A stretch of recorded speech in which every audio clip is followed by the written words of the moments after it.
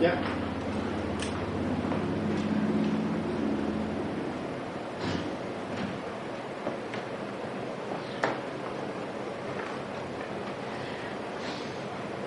By the time you get up there and back, it'll be 2 minutes anyway.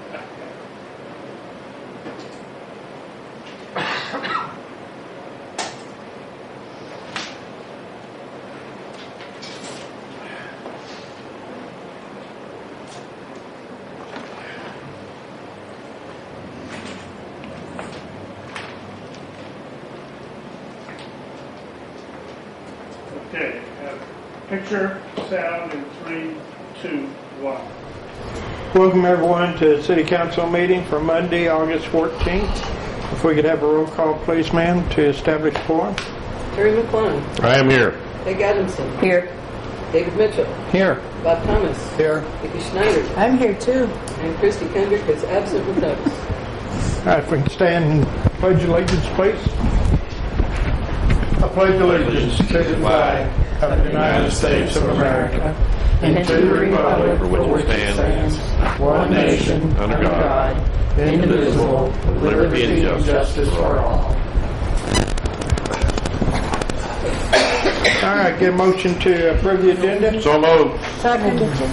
Anybody got anything? Yes, sir, Mr. I'd like to Thomas. postpone number 6, please. Okay.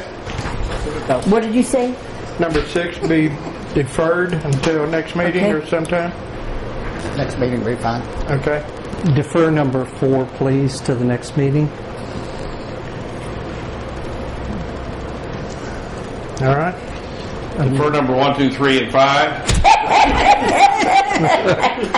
Good. I take it back. Hey, I already seconded. You can't.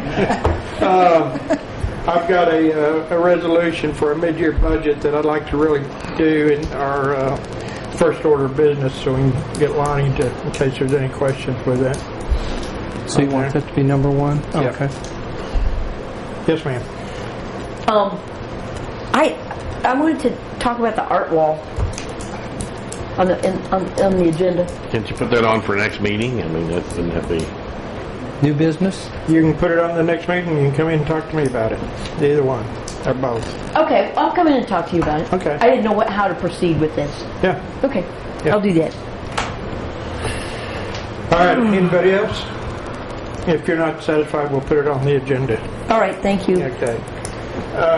All those in favor of the agenda as amended, signify by saying aye. Aye. Any opposed? So moved. All right. Get a motion to approve the minutes, So moved. DVD. Second. Mr. Mayor, Yes, sir. I have a couple of questions for the city attorney, if that's okay. Okay. Can you want to turn that down a little bit? I'm having a... I have a couple of questions for the city attorney. Okay. Tim, before, when we just had written minutes that we would bring up for approval, my vote was contingent upon my having read the minutes and then voting yes or no. The way that it is written now to approve the DVD, in order to vote, wouldn't I have had to look at the DVD? That would be a matter of choice on your part, but if you wanted to be assured in what you were approving, yes, you would need to view the DVD ahead of time to make sure that there were not alterations to it or that there were not portions of it that you did not remember or otherwise agree with. Okay. Mr. Mayor? Yes, I'd sir. like to make a motion to reconsider the vote on this issue from last meeting to include the DVD approval here. It was, Do you want to remove the DVD? pardon? Oh, I'm sorry. No, he wants to, and I think Yeah. since you voted in the... I voted yes. It was 5-1. Peg was the only one that voted no. And it Okay. was a motion to, the minutes would now read approval of the minutes and the DVD of the council meeting. And I'd like to reconsider that. Reconsider the motion. Confused. Okay, I guess... I'll second that. So for sake of discussion. I don't know if there is any really discussion, but Well, I'm just saying, I did not, reconsideration, because I'm more aware of what I committed to last time. We have 2 and 3 hour meetings. I'm not sure that all of us want to sit down and look at that DVD after every Yeah. meeting. I'm going to ask my parliamentarian. I hadn't done this in about 8 years. We should bring it up for a motion and for a vote. You got a second? Isn't it not like any other motion that It- elicits discussion? I think normally it would go. Normally, it would go as a order of, in the normal order of business as the first of old business, but because it is addressing something that is addressed earlier in our, Yeah. we have to probably address it first, Yeah. which would be now. And I think what we'd have to do is reconsider the motion is basically what it amounts to. I don't know. Do you have a motion? Terry, I don't know whether we, and again, do we need a vote to approve what he suggested, or we just go ahead and have the vote to reconsider the motion? This time, I see what you're saying, and then it would come up discussion later. Yeah.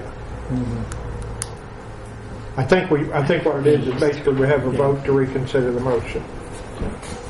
The only thing, my question is, Mr. Mayor, is that I think maybe it's just in the verbiage of the way that it's written, maybe all that needs to be changed. There's nothing wrong with having the video tied to it as a point of absolute reference, but that it's not a requirement to, All right, I'm going to, just for sake of argument, I'm going to go ahead and call for a vote on Bob's motion okay.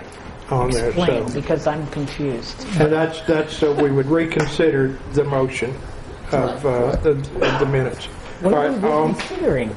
all in favor of Bob's motion, signify by saying Wait a minute. It's not clear what we're reconsidering.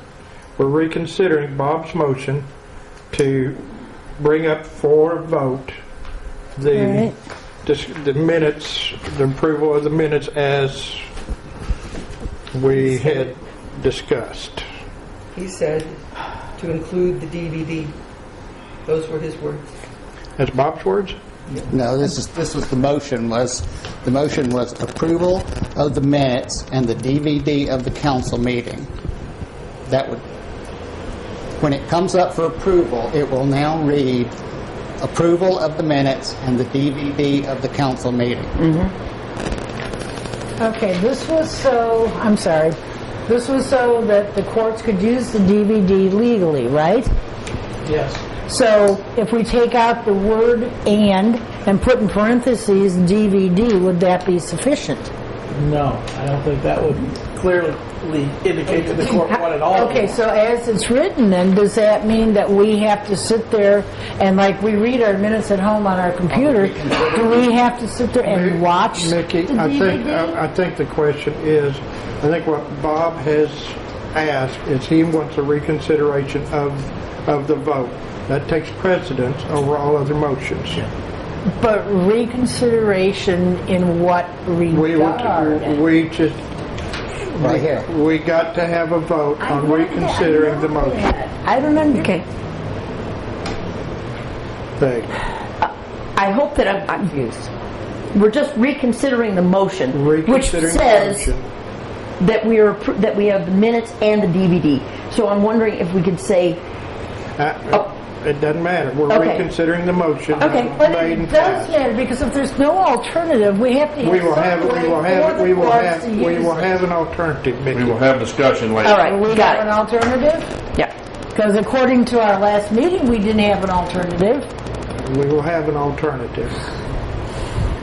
All in favor, Bob, signify we want to reconsider of the motion. I'd like to hear the motion.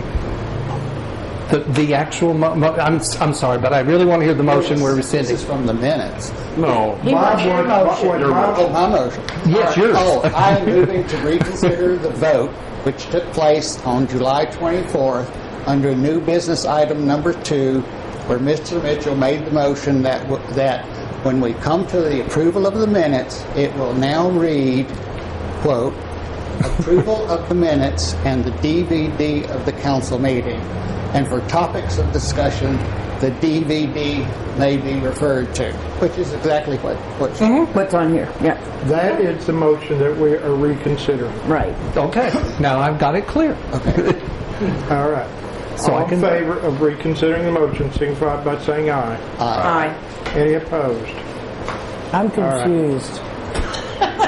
We don't need Okay. your vote anyway. My vote Stay that won't way. count, so put me down. Now that we're reconsidering that vote, Reconsideration. and the vote, and the motion was, and I don't have that in front of me, He does. the motion that was originally made, and that was passed. Motion carried 5-1, okay. No. The original motion. The original motion. Okay, the motion is when it comes to approving the minutes, it will include for council meetings, when we come to approval of the minutes, it will now read approval of the minutes and the DVD of council meeting.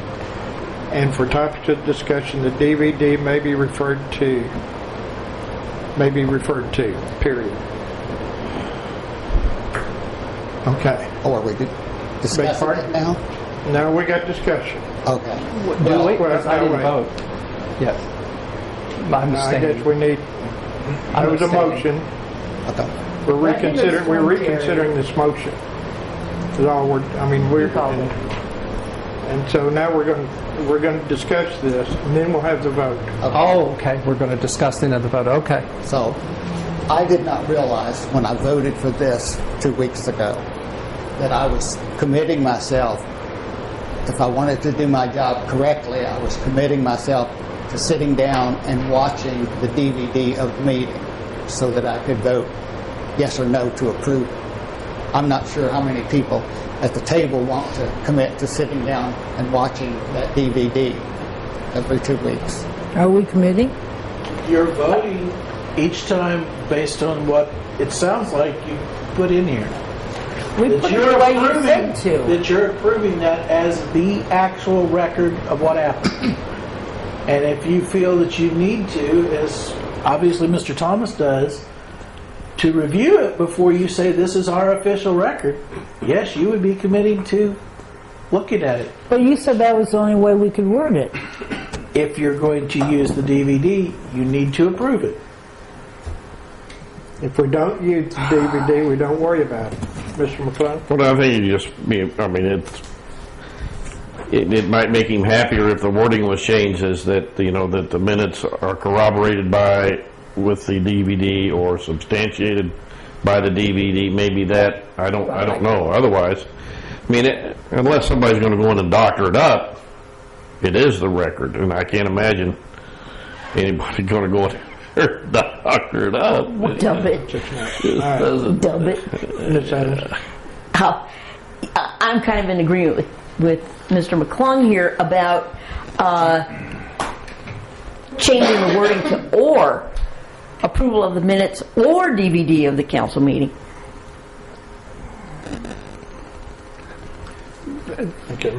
I think you're presenting.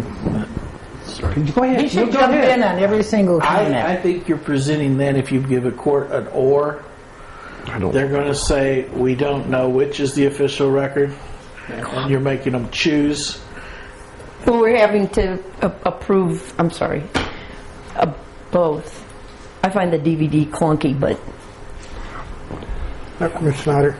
Okay, I like Terry's idea of as substantiated by, but would it be legally better to say as clarified by the DVD?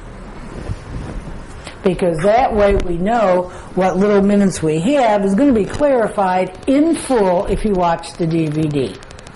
You still need to establish that the DVD is in some way accurate. And that, I think, is what Mr. Thomas is having trouble with, is without viewing it, how do you know if it's accurate? Because we sat here for 3 hours.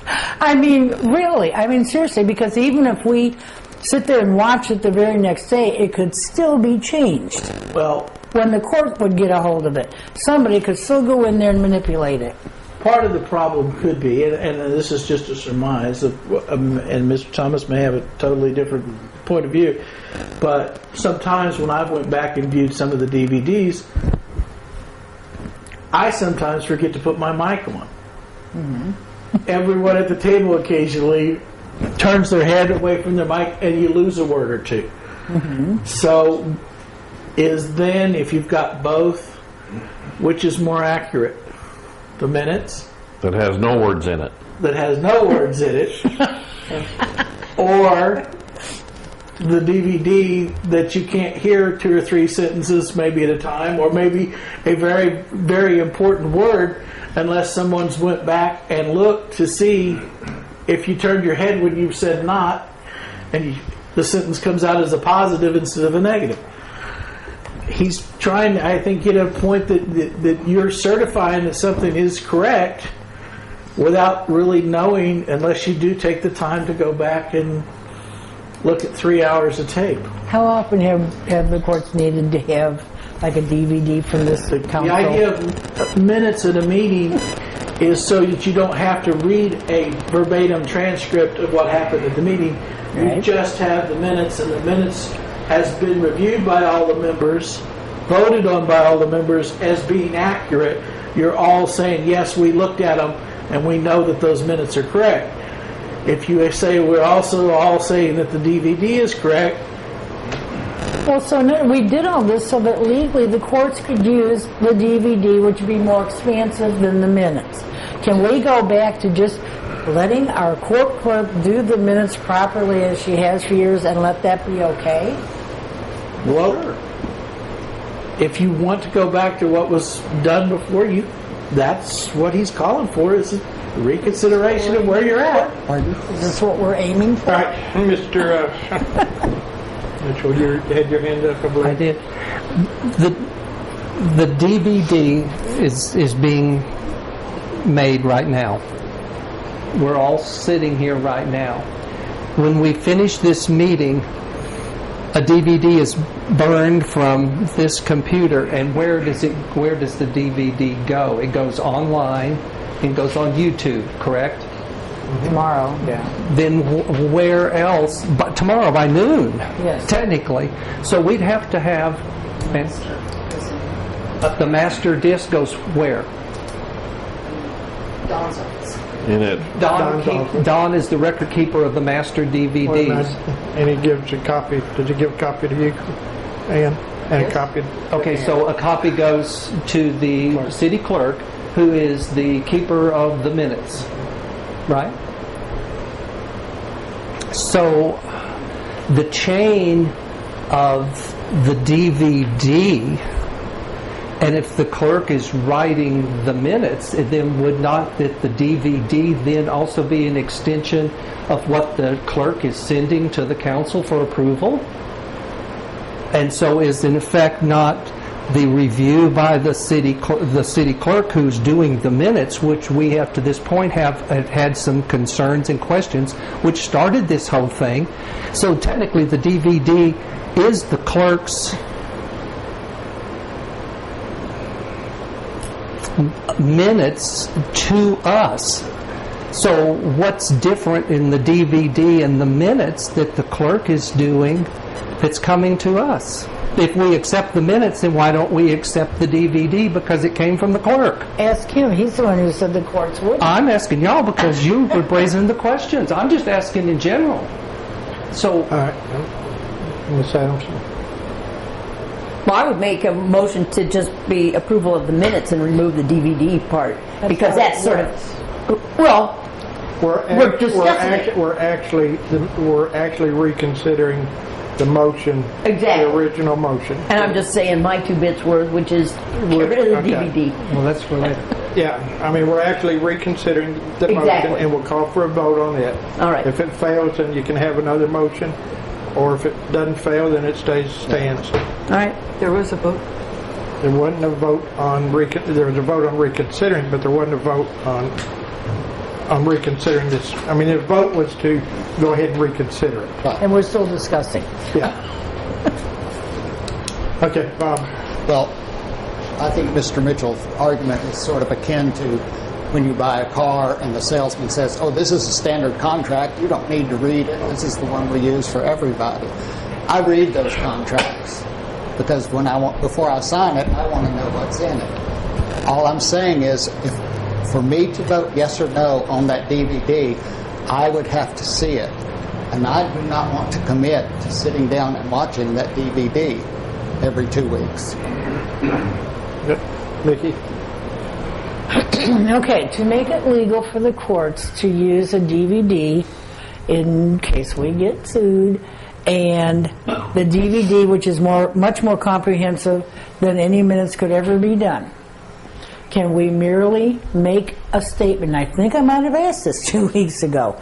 Can we merely make a statement that from this time forth, if there is any court case against the city, we need, whatever word would be proper, we choose to have the DVD used in court as evidence on our behalf? Can we do that without having to put it on like this thing is now? No, you need to approve them each time if you want them to be the record. Why? Because courts are used to using minutes. They're not used to using DVDs. Well, Eureka does all this first stuff. Why can't we be the first ones to say, we're approving every year, we're going to approve? We're not in... Because the problem arises is we do not control who puts in evidence. We may put in the DVD. Mm-hmm. The other side may put in the minutes. Then the court has to make a determination of what's official. Well, if we're saying that this is going to be our official thing... Well, if you don't approve them at each meeting, I think what you approve at each meeting is going to be superior in the court's mind, because they're going to say you looked at each one of those, you did not look at each one of the videos. Okay, but then we go back to what they were saying, that the city clerk has a copy, Don Matt has a copy, the mayor has a copy, there's copies all over, so nobody can tinker with those. So why wouldn't they think, if they get a copy of the DVD, that this was the official proper thing, and the other group, the opposing group against us, should have gotten a copy to use? More than likely, if a court is going to accept the DVD, they're only going to accept the master DVD. Mm-hmm. And if it is true that we are going to make that your official record or part of it, it needs to move out of Don Matt's office into a secure facility where no one can get at it. Is a lockbox considered secure? It's going to need to go with the clerk or one of the other elected officials, and it's going to need to be under lock and key, yes. Fort Knox. That would work too, if that would be sufficient. Mr. McClung? Okay. The attorney's spoken, and he's been very plain with it. So, you know, if that's what he thinks we need to do, then I agree. So, what do we do now? Do we make a motion to reaffirm the last, or what? Yes. That's because... We would call for a motion to... That's what I'm... We call for a vote on... the motion as it was originally submitted. Correct. I wish to do that. Okay. Did I get a second? And what was that motion? I'm not sure what you're talking about. The one that we approved last time. It will include the Same one. From 2 weeks Same one. ago. same thing. You vote the same motion that was made by Mr. Mitchell last So when we come to approval of the minutes, I will now read approval of the minutes in the DVD of the council meeting, and for topics of discussion, the DVD may be referred to. I'll second it, whoever made For it. discussion now? No, we're ready for a vote. Okay. So we've had discussion on it. We've been discussing it. Well, yeah, but we're talking about protecting the city's Do budget. you want to vote for the motion or not? I want us to finish discussing protecting the We're called city. for a motion, and there's a second. He made a motion. There is a motion, and There's there's a a second. second. So is there a discussion of this motion? All right, I guess they're technically there's discussion. Mickey, go ahead. It all comes down to how are we going to be protected the best without it being an overriding pain, okay? So like Bob says, technically, apparently, we're supposed to sit down for 3 hours and watch a DVD. How bad is it if we don't? Well, you're affirming that is the gospel of what happened at the meeting. Well, You're taking the risk, I think, as I said a little while ago, that there's something missed on the recording that was very important. Now, there could be something missed in the minutes that's very important too, but if you've looked at the minutes, you at least know what you've looked at. If you've not looked at the video, don't know whether I coughed at the wrong moment and the knot didn't get in there. Okay, so the question comes down to, how are we best protected? Because there is no way that 6 people at the council table, whether it's us or anybody else, is going to spend 2, 3, 4 hours watching a DVD to make sure one word was not missed. Ergo, what's the best way to keep the city and our citizens protected? Robert's Rules has always provided by the use of minutes. I don't find where they have changed to advocate using DVDs or any other form of recordings. And there have been recordings, wire recordings, go back into the 40s. Okay, so right. back to what I said before about going back to the original minutes. Mrs. McClure? Yes, the master is not a DVD, it's a digital file on a computer. So it's pretty hard to tamper with. So unless somebody 2 days later goes on YouTube and our meeting is of the Three Stooges, you know, well, Larry and Curly, but there's 6 of us, so we know that can't be us. Although it may appear to be, then, you know, it's you know, I think we're wasting time. I think it's time to call the question. If you are comfortable voting yes or no on the written minutes without reading them, then you would be comfortable voting yes or no on the DVD without seeing it. I read the minutes before I vote on them. I'm going to be abstaining from this point on because most of my weeks I don't have time to sit down and watch a 3-hour video, so I won't be able to vote yes or no on it. We actually had a call for the question if everybody wants to second it. Oh, I'll second that. Call the question? Call for the question. Oh, yes, I'll second that. Okay, repeat the All in motion, favor please. of calling the question, signify. You know, We've got to do the roll call. Sorry. Thank you. This is calling, tell me what you're calling the question on now. For the vote Thank and you. discussion to have a vote. You'll agree to that one. I'll agree then. Mr. Mitchell? Yes. Mr. Thomas? Yes. Ms. Schneider? Yeah. Ms. Adamson? Yeah. Mr. McClung? Yes. 5-0. Okay. It's approved unanimous. All right. The motion is on the table to, the original motion was when it came time to approve the minutes, it will include for council meetings. When we come to approval of the minutes, it will now read approval of the minutes and the DVD of the council meeting. And for topic of discussion, DVD may be referred to. All right. I'm going to go call for a roll call on this too.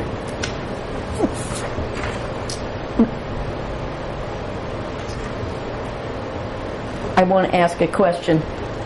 This is what we're re-voting on this. We're re-voting on just what I read. Okay, thank The you. original motion. All right. Mr. McClung? Yes. Ms. Adamson? No. Mr. Thomas? No. Ms. Schneider? No. Mr. Mitchell? Yes.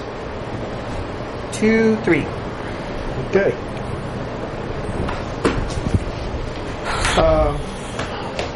That'd help anybody who sues us. All right. We still have. Does it Mr. have McClung? to, a simple majority is good enough? Is that all it takes? I'm not It sure. failed. The motion Okay. failed, so Okay. therefore it. Okay. So does that end Yeah, I this couldn't thing? get 4 We're votes not anyway. worried about the DVD anymore. Okay. Can I have my paper back? No. You got other notes on it. I want to read them. Now can we get on with it? We still have a motion to approve the minute of which one? July 12th. Correct? Wait a second. Do we have discussion? Anybody got a second? For what? I'm sorry. Motion to approve. Approve the There is. July. You already did? I did. Yes. Do we have a second? Now What we are got you a- doing? I'm Now not seconding. we did have a second on approval of the minutes for July 12th. Yes. The written minutes, have we The eliminated? written minutes. Yes, we- Yes, as submitted. DVD. These. All right, now we have discussion. What are we discussing? Based on the meeting minutes of July the 12th, I have a concern which I think exemplifies why there was a discussion about the DVD.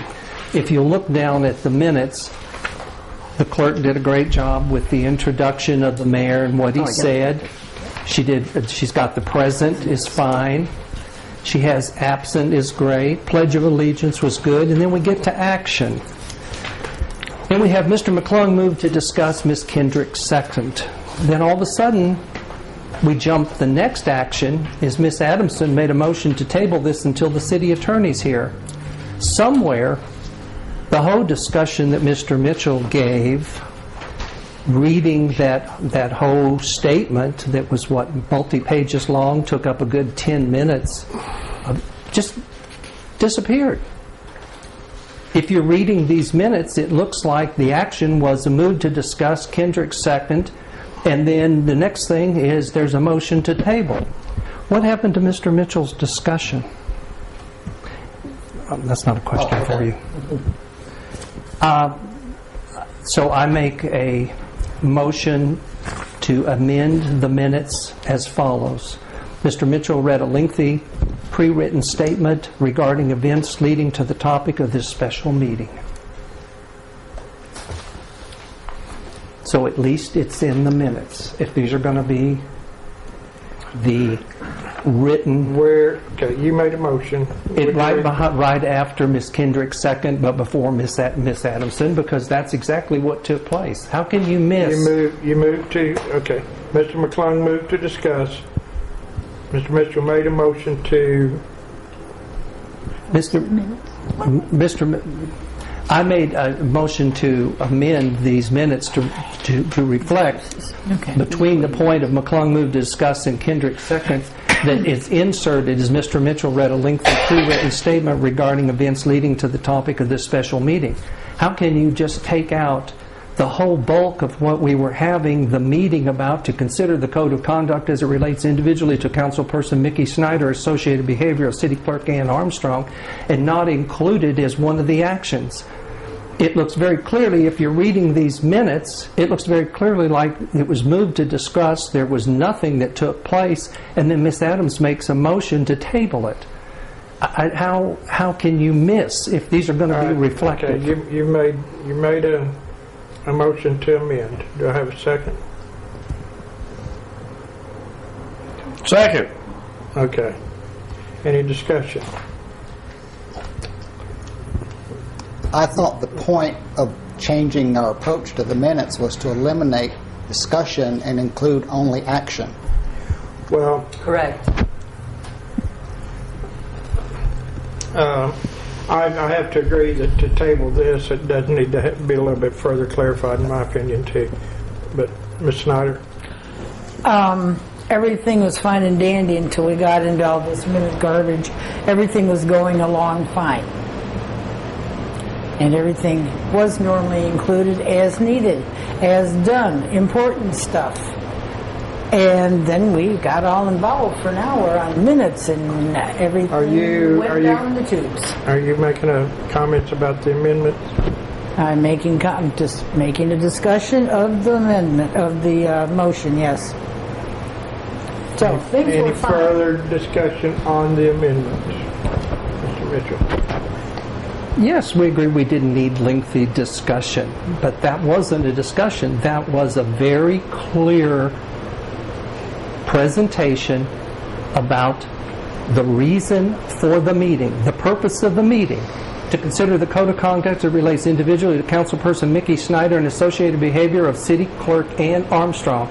And when you get down to the action section of the meeting minutes as written by the city clerk, which is supposed to be reflective of what happened, the bulk of the reason for the meeting was completely eliminated. I didn't ask to have the whole thing read into it. I didn't ask to have it paraphrased by the clerk. I just very clearly made a motion to...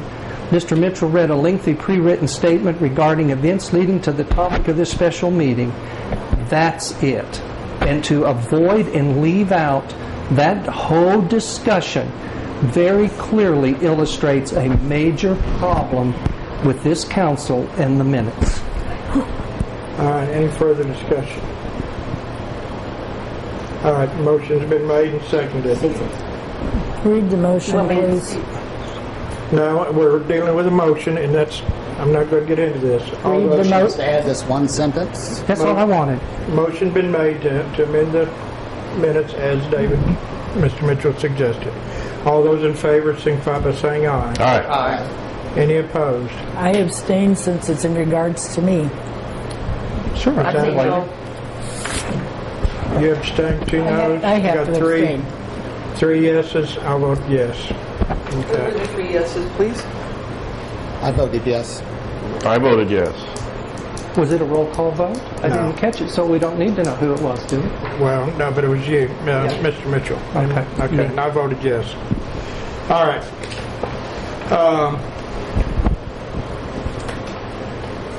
Now that we've made the motion to approve the minutes, now we need a motion to, I guess, approve the minutes as amended. Is that right? Approve Good, yeah. for the next meeting. For July 12th. No, we approved the, I'm getting... That's what we just approved. Yeah. Are we all right? Oh, no, you're right. That was just the amendment that we... That's just the amendment. Okay. So now we need to approve the minutes. So now, yeah, get a motion, and there is a motion. a motion. Any further discussion? All those in favor of approving the minutes? Yeah, I forgot who seconded. David did. David did. Yeah. Approving the minutes as amended for July 12th, signify by saying aye. Aye. Any Abstain. opposed? Abstain. I'll say no. All right. I didn't hear Bob's. I'm sorry? Did you vote, Bob? Yes, it said aye. All right. Mr. McClung voted yes. 3-1. I vote aye. All right. Motion to approve the minutes for July 24th. So moved. Why are you having to vote? If it's 3-2? I vote to pass the minutes. Make it 4. So moved. Oh, I see what you, okay. Okay. We got a second? The majority. Do we have a second? I'll second it. For what? I don't even Approving know. the minutes for July 24th. Is there any amendments? Oh, I Any knew discussion?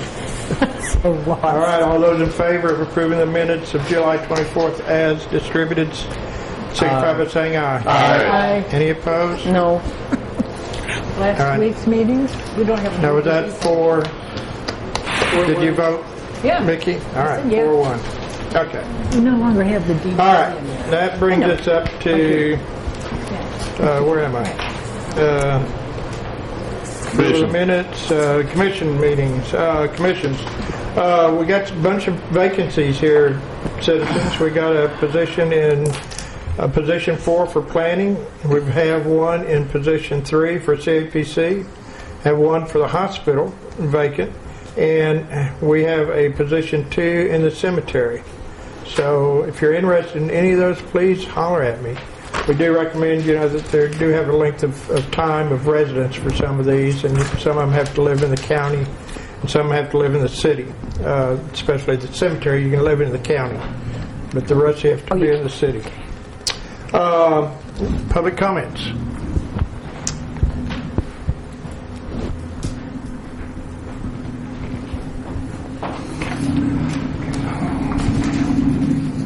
Good evening. My name is Eric Knowles. I reside far from a city sewer in this city at 2 Spur Lane. Your agenda still does not include any item dealing with sewer water rate commission or with correcting the water and sewer rates. I ask you to put this issue on your agenda and to make these rates fair and legal and keep them on your agenda until you've resolved these errors.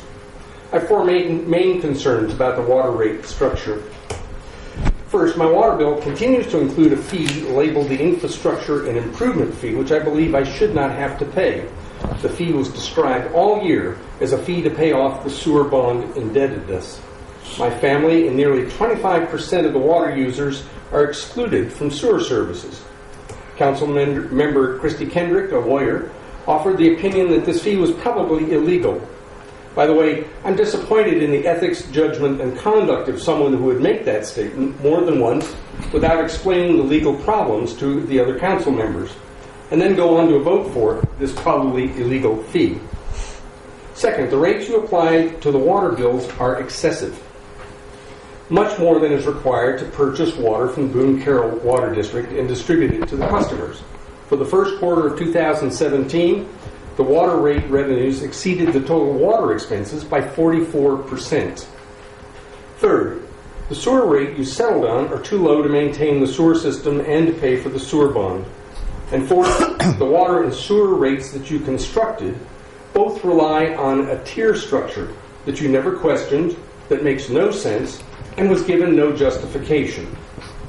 I ask you to revisit these issues, as you said you would, and to correct the errors you made when you passed Ordinance 2255. A good beginning would be to create a Water Sewer Commission to research and advise you on these issues. I believe that this commission should be independent from the City Council and from the Water Sewer Department that it would supervise.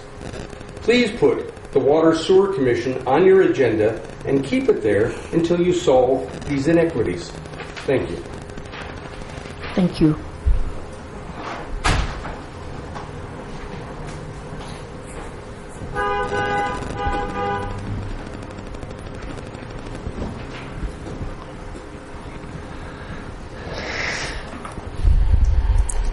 Hi, my name is Joyce Knowles. I live at 2 Spur Lane here in Eureka Springs.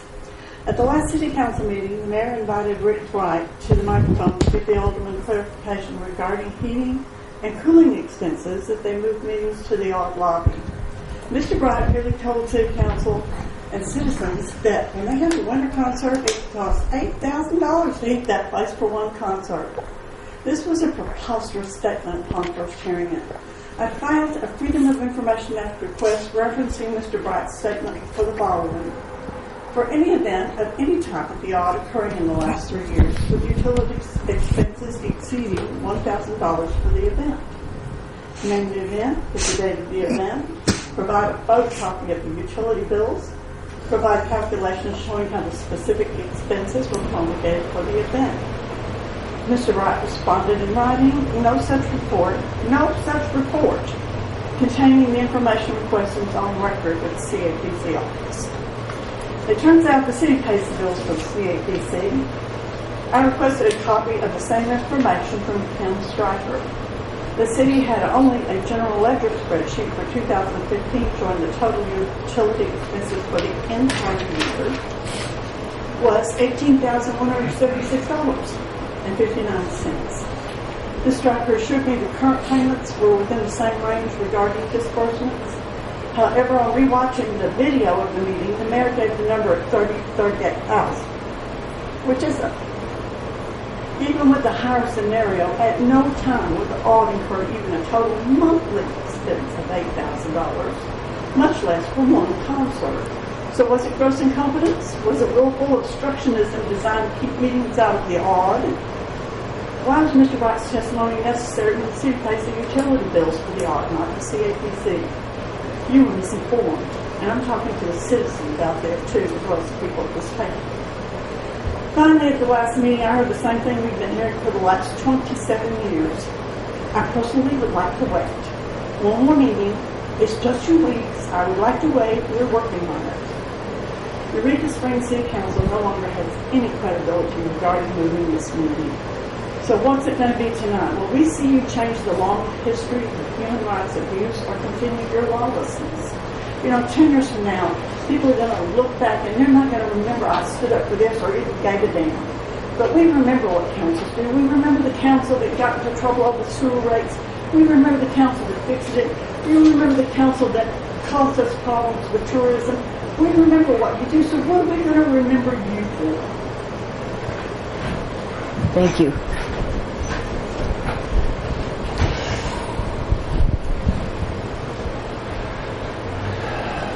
Jasinski, 46 Hillside. Tonight I'd like to talk briefly, because I'm only allowed a few minutes, to discuss weddings, which are rapidly becoming extinct in Eureka. As a matter of fact, in the last 3 years, I can guesstimate that weddings have fallen at least 50% in Eureka. The good news is that in a recent article in the Knot, they listed the wedding venues that are the least expensive in the United States, and I've copied you all with that. In other words, the article is entitled "The Most Expensive and Cheapest Places for a Wedding in the Whole Country." And guess who came in first? Finally, Arkansas won. Number one for the least expensive wedding in the United States.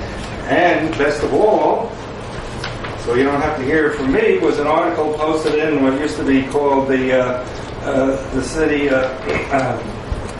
it's now called the Arkansas Business, Tourism, and Political Online News forum here where they said Arkansas tourism could benefit from lower cost weddings. Now the question is anyone in the city or the CAPC doing to tout Eureka Springs as the most affordable place for a wedding in the United States? Well, I venture to guess nothing. And now what are we doing here with amending the code?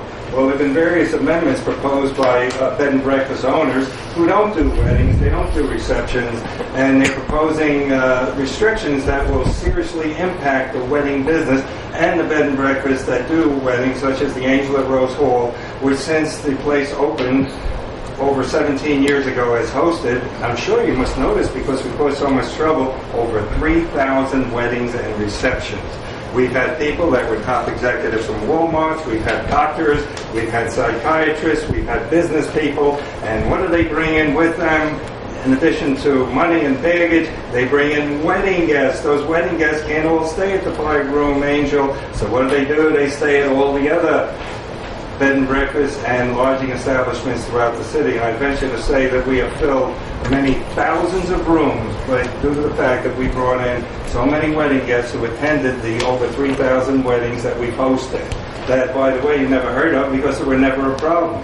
So still we have this supposed proposal here to crack down where no crackdown is needed because existing ordinances in the city address all of the issues that supposedly are a problem today. Parking is addressed, occupancy is addressed, noise is addressed, so why the need to amend anything in the code? And so since we are dealing with amendments in the code, I'd like to point out that there is one thing in the city that does need to be amended, and that is the absolute ban on long-term tourist lodging. It's illegal, it's unconstitutional. I gave you a little handout explaining why. I gave the city attorney, and I quoted you the case law, which explains why, and it also explains why every city in the country allowed... Which time is that, Mr. Yes, President? just one sentence. No. Time's up. You see? Sorry. It's hopeless. Thank you all. Thank you. Take care. That's it? Okay. All right, next item of business is mid-year budget resolution. Motion to discuss. Second. We had our budget workshop, whatever that was, 2 weeks ago, I believe. And this is what we've came up with. Does everybody have one? Pardon? Huh. I guess I missed your packet. Look at the very last page. Looks like this. Get numbers. Oh, I never got a packet. Somebody said they were sending it. That's all right. I'll listen to you when you read it. What it is or it's not when in she reads it. Okay. The mayor. So, yes, sir. I just would like to say that council a year and a half ago adopted a format for the resolution, for the cleanup resolution, and for the mid-year budget resolution, which would include this last page. When we were doing the cleanup for the 2016 budget 2 weeks ago, I sent you an email a couple of days ahead of time about the format, and we had this attachment to the resolution. And then I learned from the city clerk that the attachment is not a part of the resolution. So when we approve the resolution, the attachment goes in the trash, and only the resolution is kept. Nope. Oh, I'm sorry. No, it shouldn't be. I mean, this is all part of the same. Could the city clerk clarify that for me? Because I asked you today if that attachment was part of the resolution, and you said that it was not. it was not part of the resolution that was read at the table. It's online. It's if you go, and what I said was, if you look at what's online, this last page is there with all the supporting documentation. Okay. It didn't go in the trash. So when this is filed with resolutions, that attachment is there. All the numbers are the Correct. same. Okay. Well, then I have a question based on what Bob said.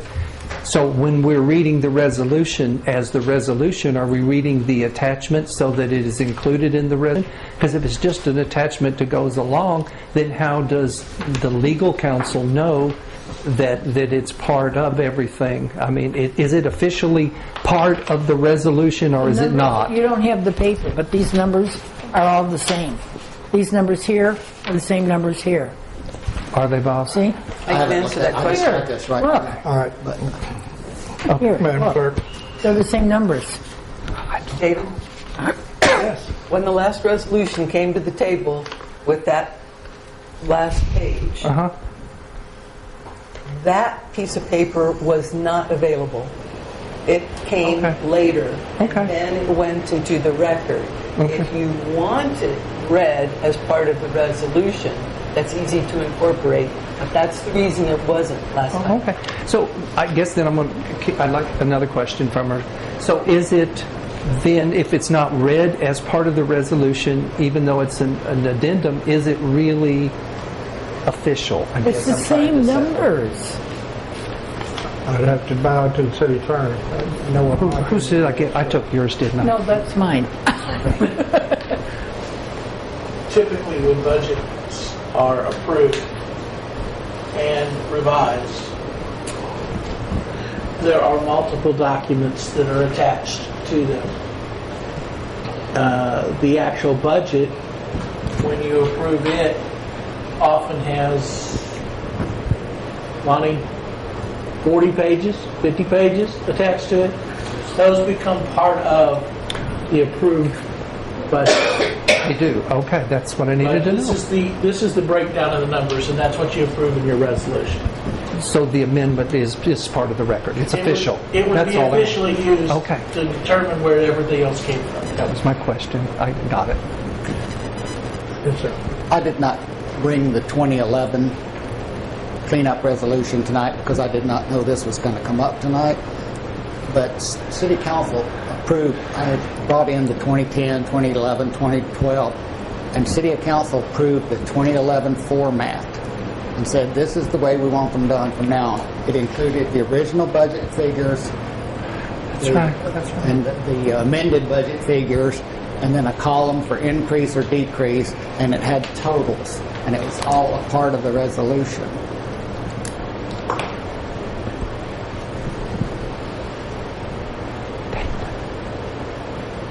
So are you saying that you want to have totals on the resolution? Well, what I'm saying is City Council had, everybody at the table had a copy of the 2011 cleanup resolution, and City Council said this is the format we want.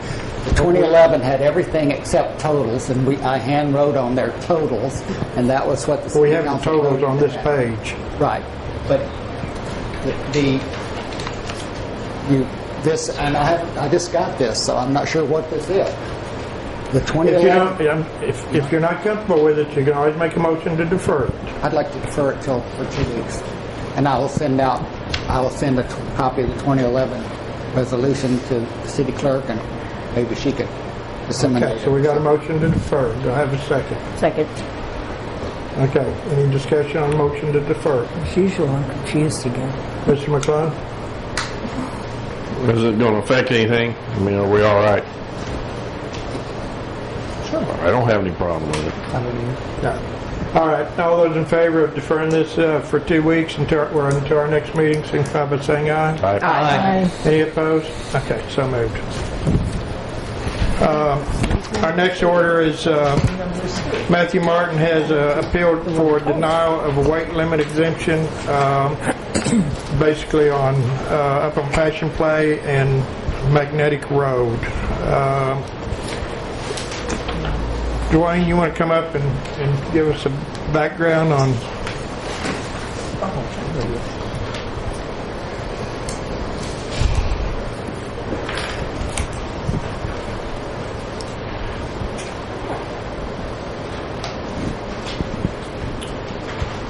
Yeah, this is on ordinance 2118, weight exemption permitting process.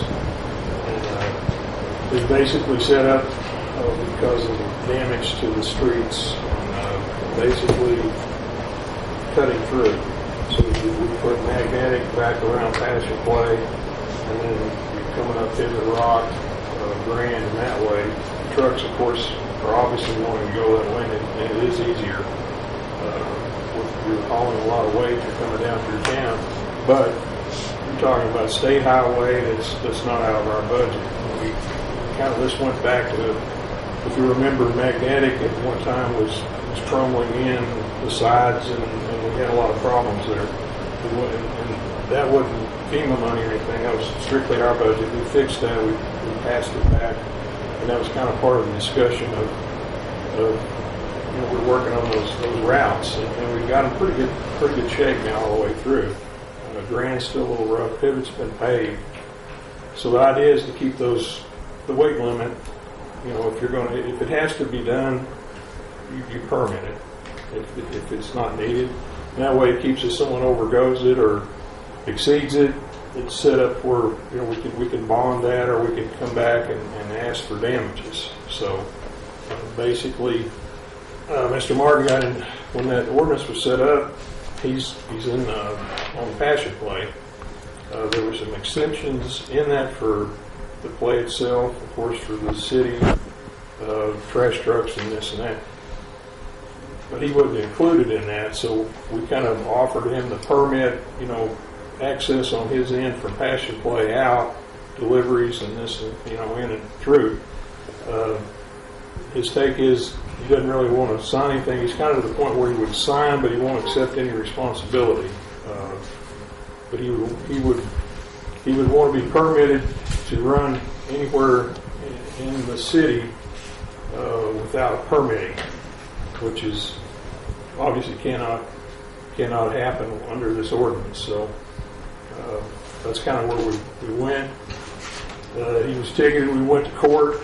He lost the court over breaking this ordinance, and so he came in the next day filing to get a permit, but he wouldn't accept any responsibility in it, and so he's never had a permit. So that's where we stand now. Okay.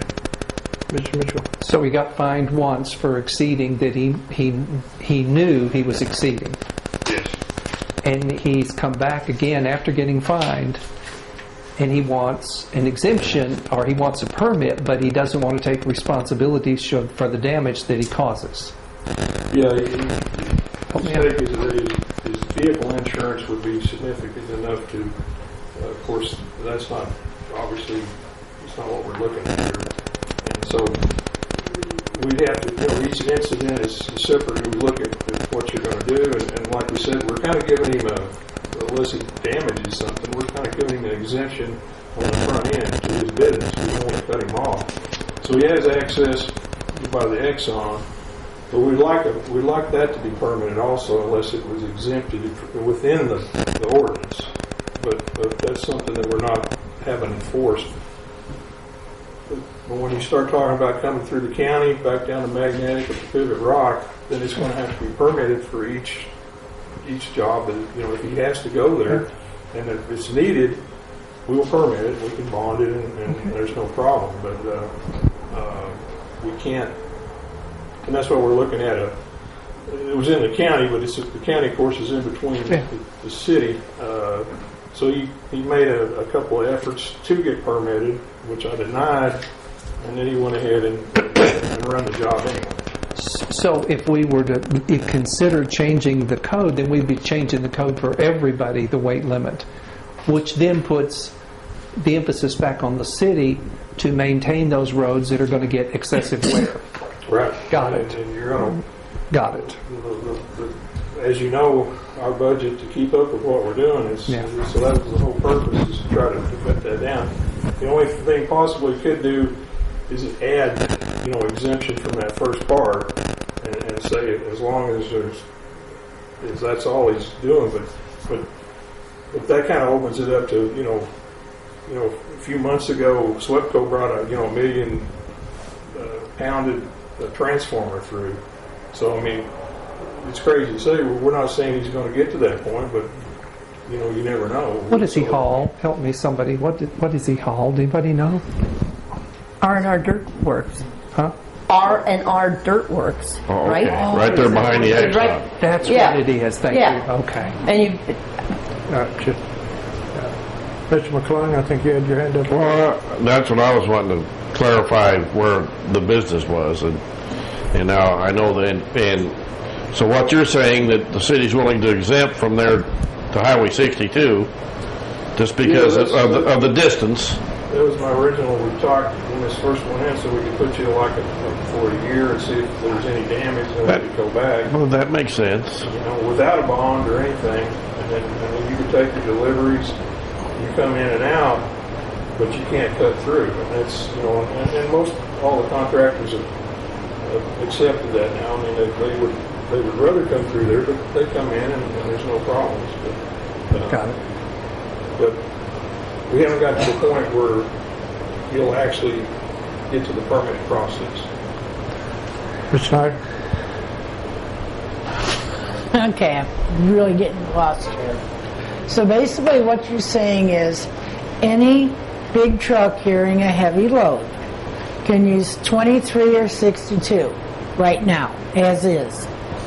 But if we have somebody local wanting to carry a heavy load, they have to have a permit to like go down Pivot Rock. Doesn't have to be local. Anybody with a heavy load. A local person only would get a, okay, that's going anywhere locally, is that what you're saying? Anybody wanting to go through down Magnetic Road. Okay, well, that's what I'm saying. What about Pivot Rock or My Street? That would have to be permitted. Pivot Rock has to have the same thing. Okay, that's what I'm saying. So if they want to go anywhere besides 23 or 62, basically, a regular person, they have to be, okay. So we're just talking about the streets that are included in the ordinance. We don't permit. Oh, that's what I'm asking. Right. So is it any street in town or specifics? This permit Not is this one, I'm saying in general. Was these two cut through, so you're talking, Magnetic Passion Play. Yeah, okay, that's not what I'm asking. Dairy Hollow. That's not what I'm asking.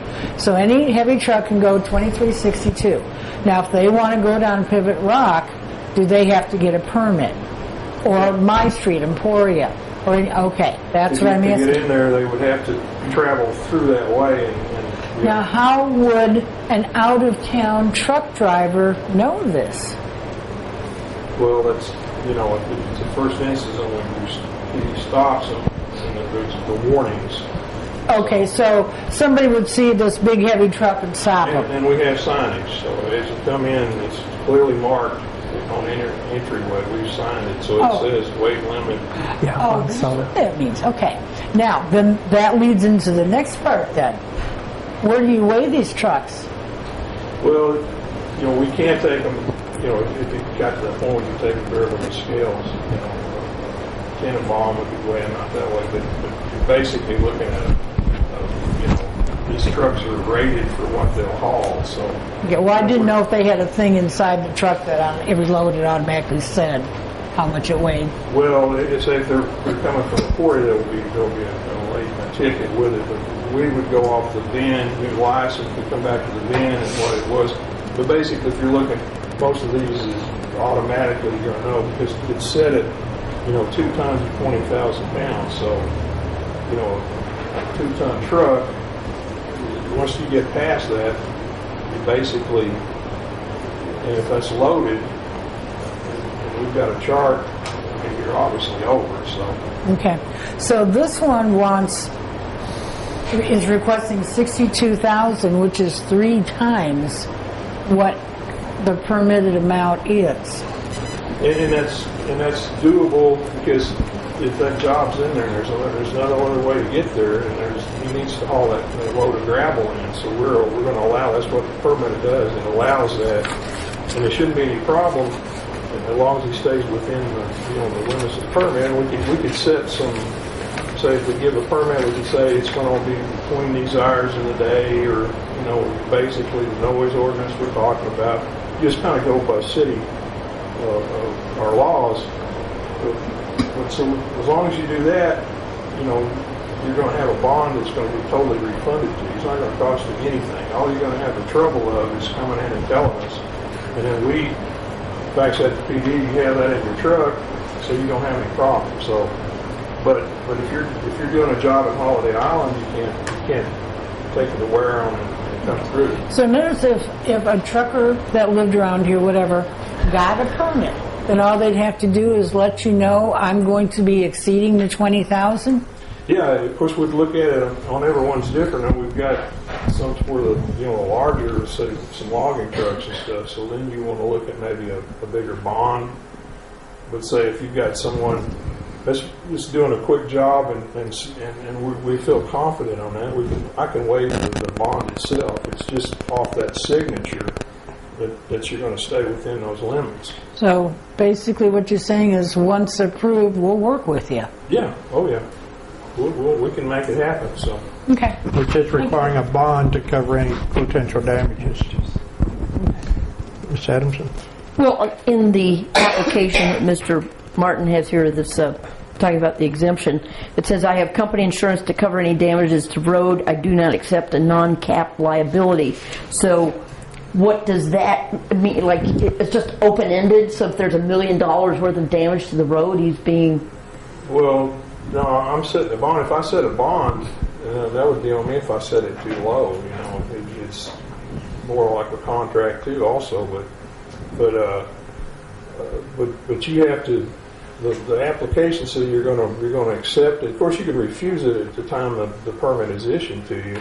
But you come in and you fill out the application, and then I review it. We look at that and make sure everything's in place. I'm either going to issue it or ask for more information, and then when I give the permit, I can add and say, like I'm saying, I don't, like sometimes those large trucks, I don't want them when the school bus is there or whatever. We'll kind of set a limit, or we can put something on there. But if you write on there that I will not accept any responsibility, I don't get past that. I deny it immediately. It says I do not accept a non-cap liability, which to me means that it's an open-ended bond, meaning that Mr. Martin, I think that's what you're talking about, is that he could be tapped for damages to the road that he didn't do. I mean, how do you even know he did it? The other thing is, I mean, probably a lot of people have used Mr. Martin for delivering stuff, and I'm on Mill Hollow, and he's got to come down. He's got to come down, either on the gravel of Mill Hollow or come down Magnetic and Passion Play. That's the only way to get into town without coming on Plainer Hill, right through the middle of town. That's the highway. That's the preferred route in the city was used. And then go around. 2362. Yeah.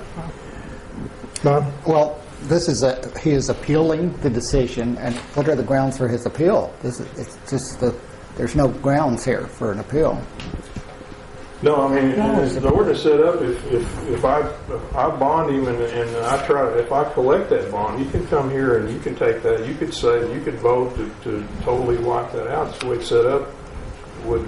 But I'd have to set a permit and grant him a permit, and I'm not going to grant anybody a permit until they accept responsibility. They're telling me that I'm not going to damage that road. I mean, that's obviously shouldn't be that hard, because if I set a bond, we're talking about encompassing in that bond, and unless he was to do something, totally crazy, and he come out and with some steel tracks and tore it completely up, and then we would at that point would probably have legal action to see if we could collect the amount that I'm claiming. But this permit will just be based on the amount that I bonded, and which would be based on each job. So it is capped. Right. I have a question for the attorney.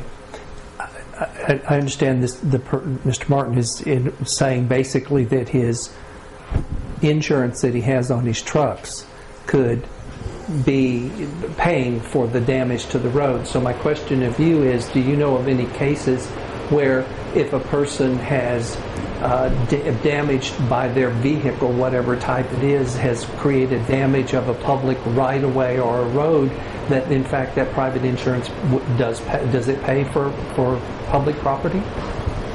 I'm sure you could probably get that type of insurance. I've actually never seen a construction company with that type of insurance unless they were running steel tracks. And then if they're running steel tracks there, they know they're going to destroy the road pretty much. So technically, they're just their regular insurance on their vehicle is not going to cover a public right-of-way. It would not normally pay for a road if it goes through the bed of the road. Thank you. Mr. Snyder? Well, Peg actually brought up a really good point. How would you know who had damaged the road? Well, he's set with when he's going to run it. Sometimes it could be a bigger job, and it could go for a couple of weeks or 3 weeks, but that's dependent on me to inspect it as he's doing it. So we would keep an eye on it. So we're not talking like just one trip and we're done. Well, some of it could be to that extent. Could be one, but most of them are more than one trip in. So if the route you know about that's being used repeatedly, all of a sudden is showing damage, that is the assumption you would use. Okay. Yeah. Everyone needs to understand that this is common procedure in every city. This is not something that we just choose to do ourselves. This is this is common practice.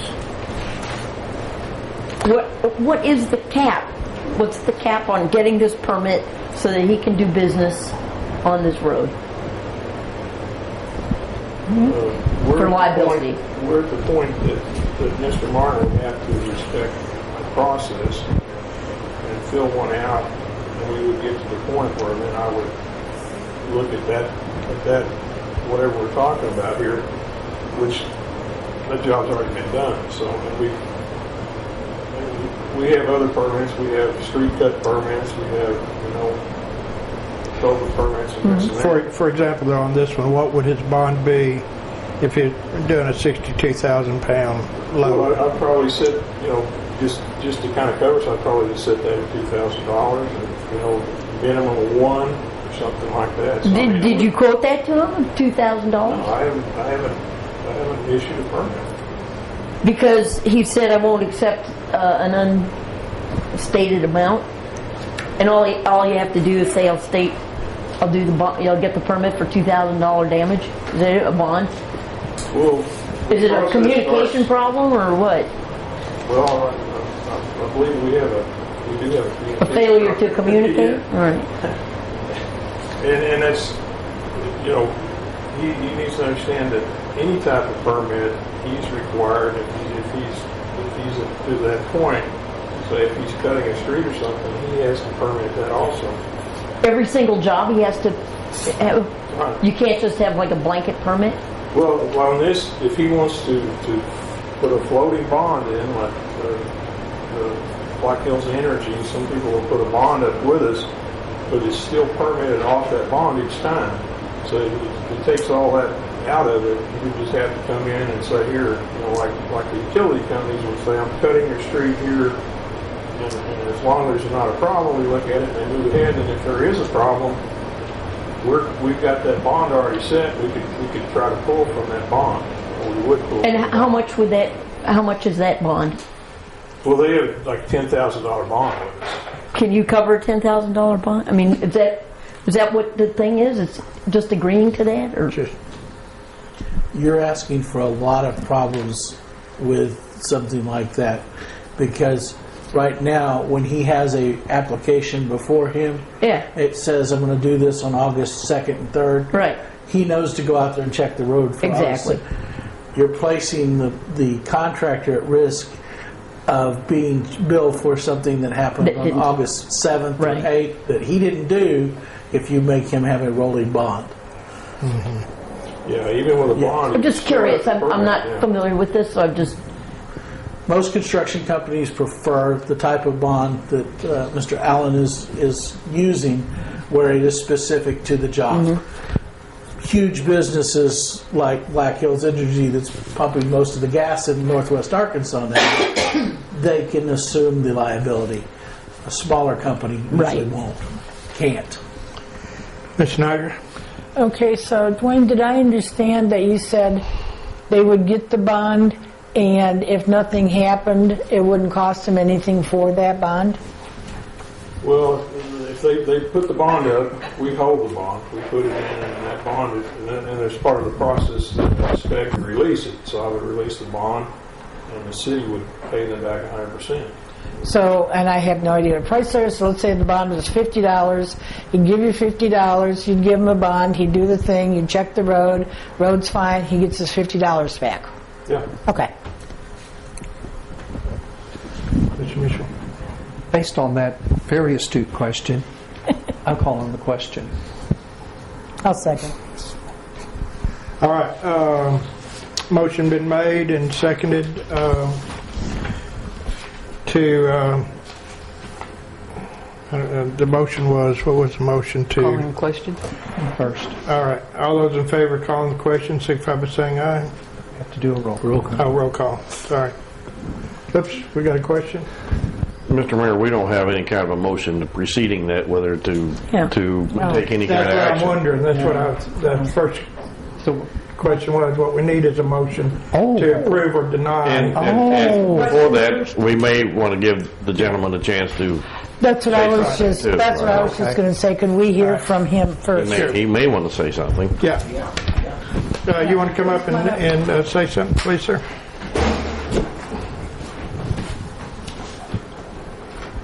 All right, everybody has this. Matthew Martin, R&R Dirt Works, located on Passion Play Road. Everyone has this denied permit. We'll go ahead and read the bottom of it, and it says, I must comply with the rules, regulations, and specifications. Here's the sticky point. I'm asking, what is that? Dwayne tells me sign the contract. After he reviews it, and if he gives a permit, I can decide whether or not I want the permit.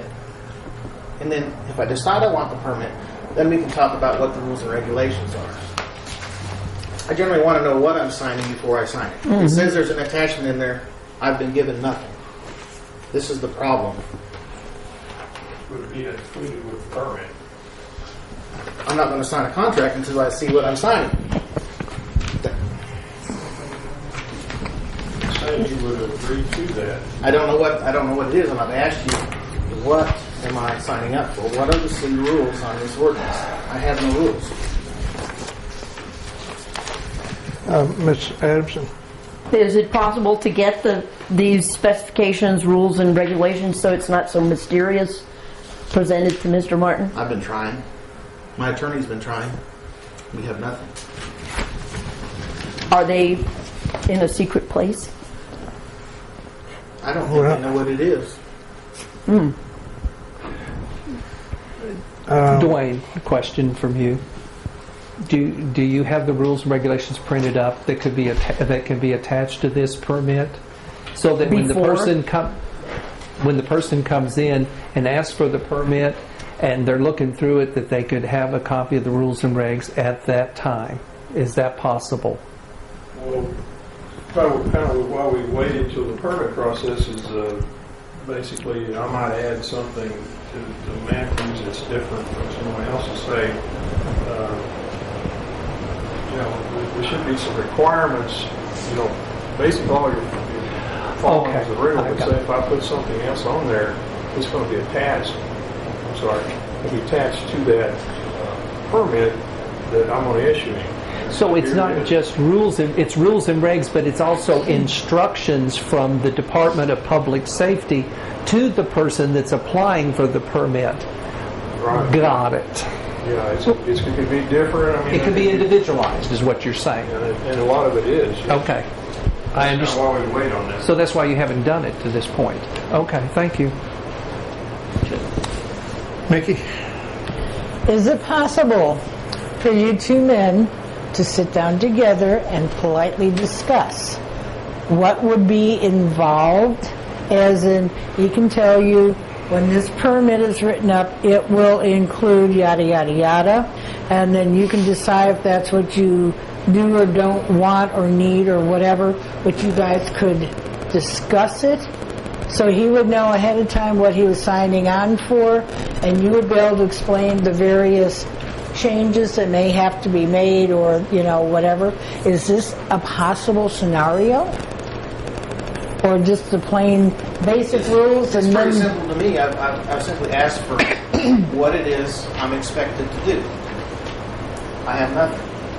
I don't sign a contract if I don't know what the terms of the contract are. Well, that's what I'm saying. Can you guys discuss what everything would be involved? We That should, Just did, we went to court, and then, like I said, and I pleaded with him once this group ahead, so I gave him some more paperwork, and he still has an attorney on this thing, and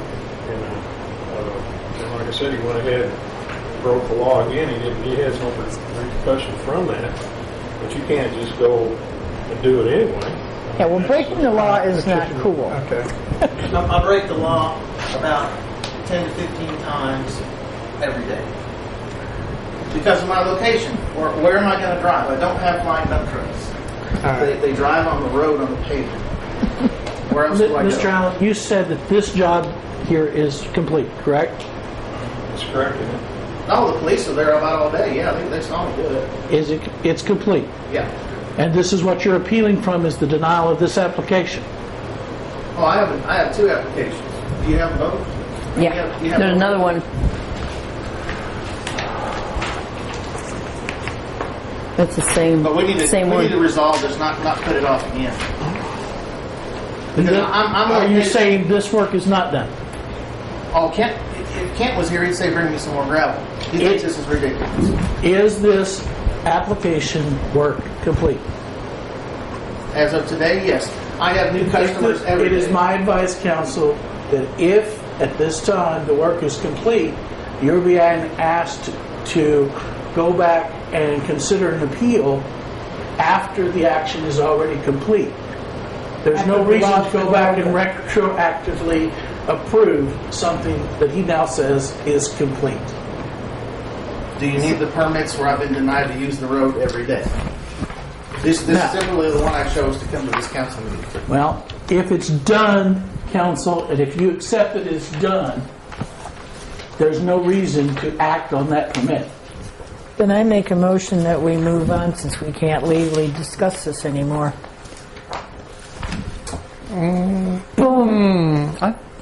I think I So agree with you want that. me to be landlocked? I'll second it. I want to say one thing. Passion Play Road is paved by state taxation. And now the city tells me I can't use what I've bought and paid for. Something to think about. We're talking, it's not the Passion Play Road. You're exempt from, they're up to the city limits.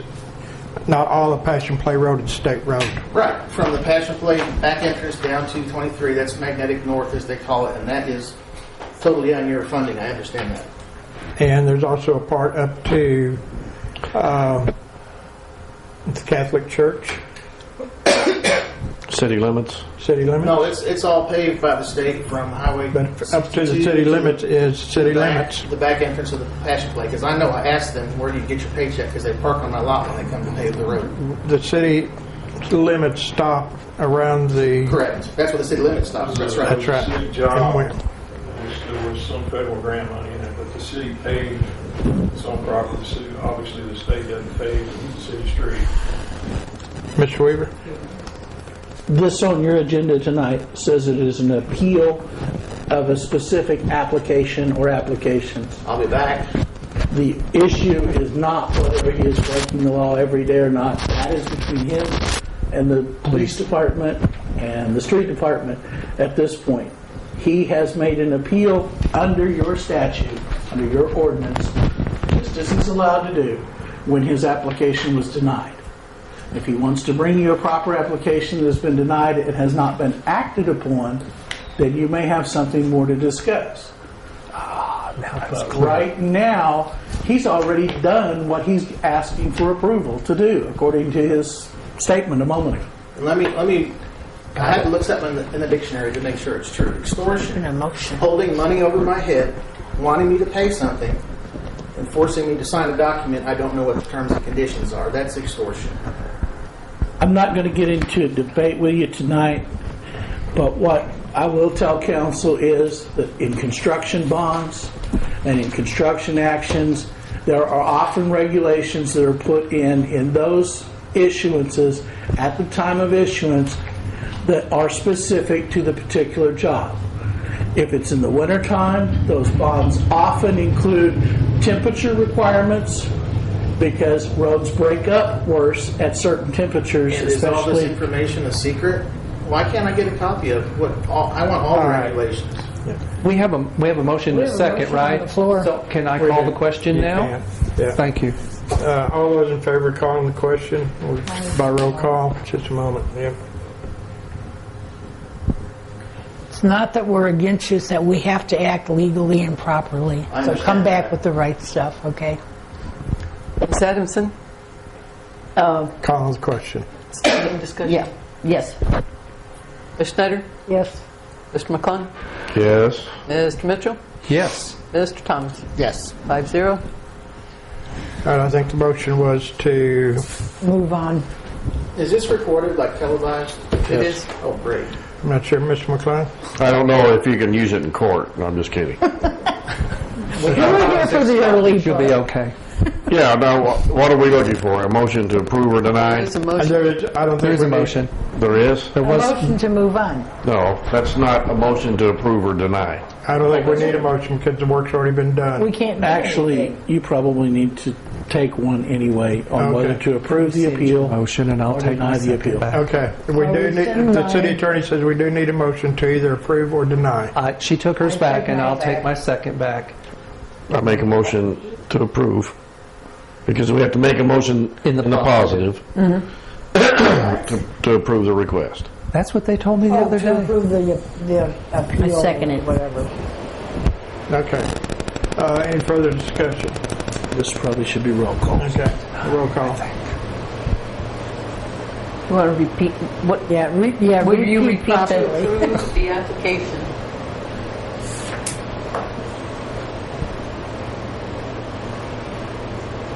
Ms. Schneider? Okay, I'm sorry. To approve the appeal? Correct. No. Mr. Mitchell? No. Mr. McClung? No. Ms. Adamson? Yes. Mr. Thomas? No. 1-4. Thank you. All right. Let's see, our next item of business Yeah. is resolution to apply for a grant. It's number 2. Oh, no, I'm sorry. Acceptance of the 2000 legislative audit. So Motion to approve. Get a second? Second. To approve or discuss? Or discuss. Every year we end up with the legislative audit from 2000 or December 31st. I think we got this probably in January, February. I'm not sure when the council got We've it. had it so long, I forgot. But we need to make a motion. We need to either approve or deny. Motion to approve. Second. All right. Any discussion? Why did it take so long? Well, it slipped our minds, to be Okay. honest with you. All those in favor signify by saying aye. Aye. Any opposed? So moved. Okay. Now then, we'll go back on to our motion for a resolution to apply for a grant. Motion to discuss. Second. Where is that motion? Motion to apply for a grant? Yes.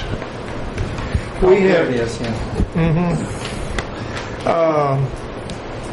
This is a grant. We were looking at applying for a grant from the USDA Rural Development, basically for using to renovate a space for moving city equipment, city meeting spaces. I'd like to make a motion that we assign this resolution a number and approve it for the Second. record. No. Second. Okay. Any discussion? Yes, sir. 137 West Van Buren is what physical building, please? That might help me some. Isn't that the transit? It is a transit. Yeah. It's Yes. the one up on... Okay, now thank you. Yeah. All right. The bottom. I got it. But I don't see that. It's what? It's on the agenda, but the resolution doesn't address that address. Right. I mean, that's yeah, I wanted to The clarify that resolution. it's That's what I wanted. generic. The resolution is generic. We were trying to determine, we're still looking at trying to get some bids in for some various places. And so not to... Well, you're asking for money, so... keep us from being locked in one location. We've got 2, possibly 3 locations that we're looking at that the city owns. So we're waiting for some bids to come in or some estimates to come in on construction. So I can present that to the council. You're just asking us to prove something to go for some money. Exactly. Got it. To hopefully get a new home. Yeah. Did you make a motion? All right, any further discussion? Okay. All those in favor? Okay, roll call. Yep. Thank you. Mr. Thomas? Yes. Mr. McClung? Yes. Ms. Schneider? Yep. Ms. Adamson? Yes. Mr. Mitchell? Yes. 5-0.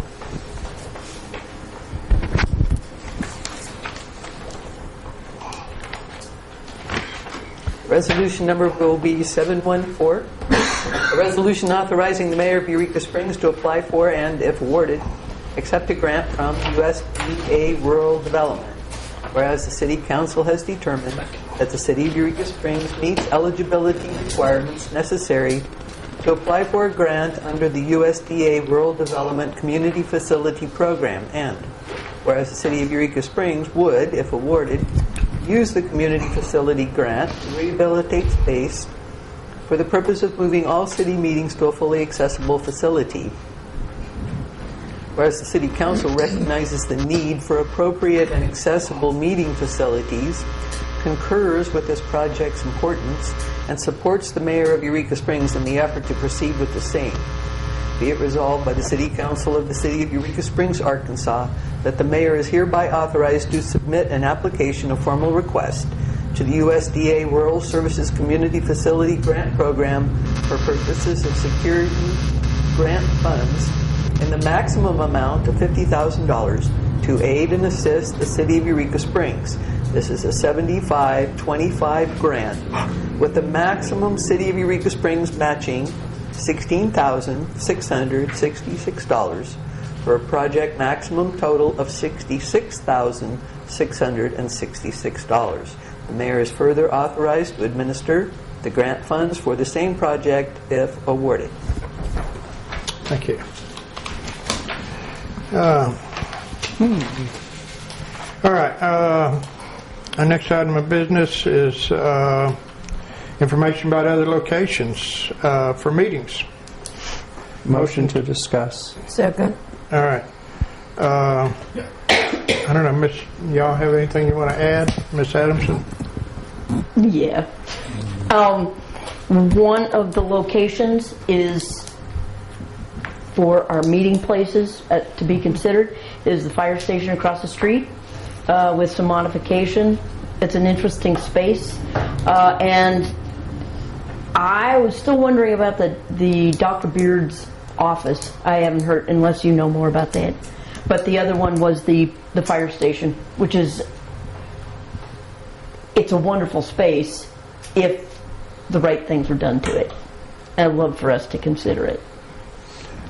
We are considering it. And then also the auditorium, moving it. Is this the thing with the resolution? No. From the excuse me. Also considering the odd as a temporary move for our meetings. As an Well, ADA we can compliant. always consider that anytime the council wants to bring that up. We've talked about it before.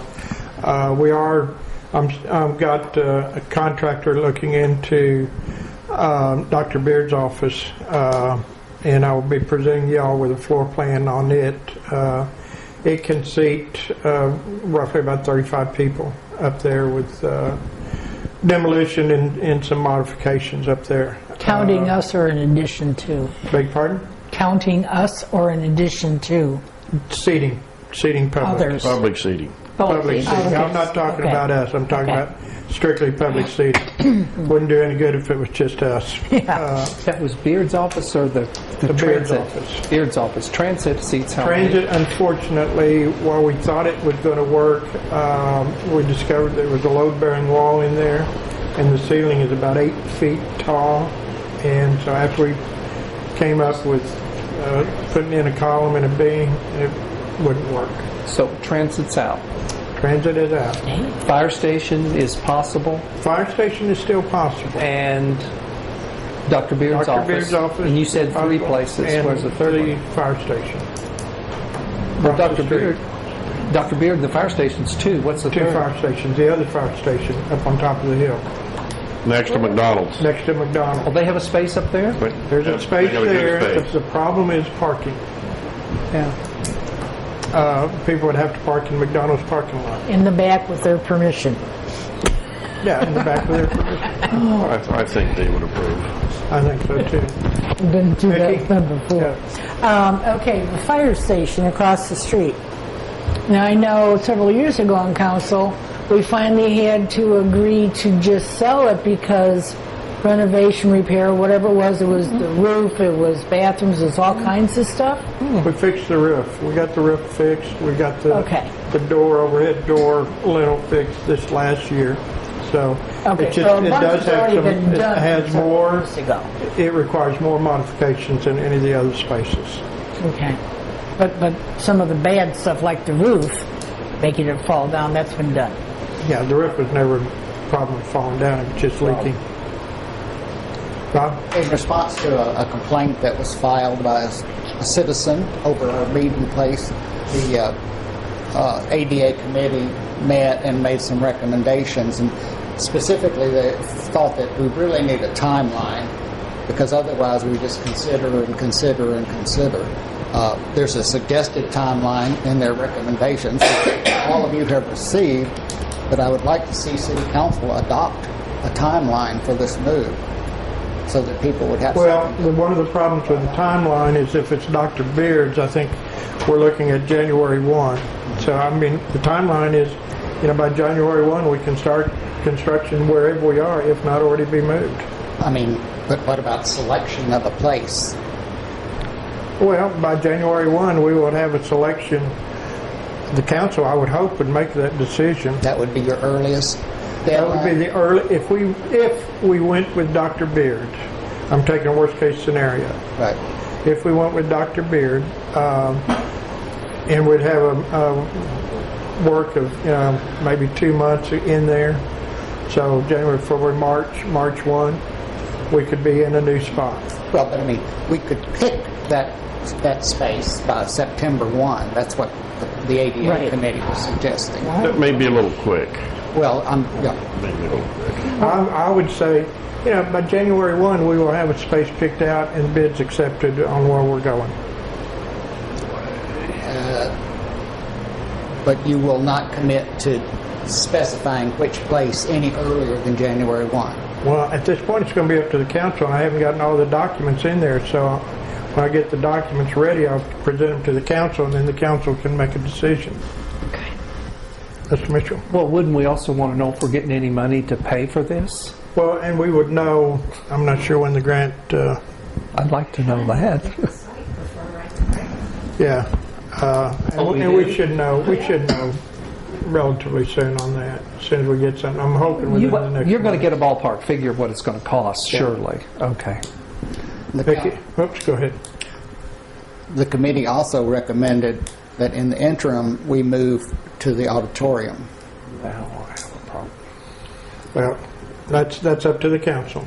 Okay, then I'd like to make a motion that we Can we move to finish the this? auditorium. Well, we're already on the, well, okay. I mean, you made a motion. Is there a second? What's the motion? I just heard To move to the auditorium. Finish discussion. Well, you Move to can the again. auditorium. I can second that.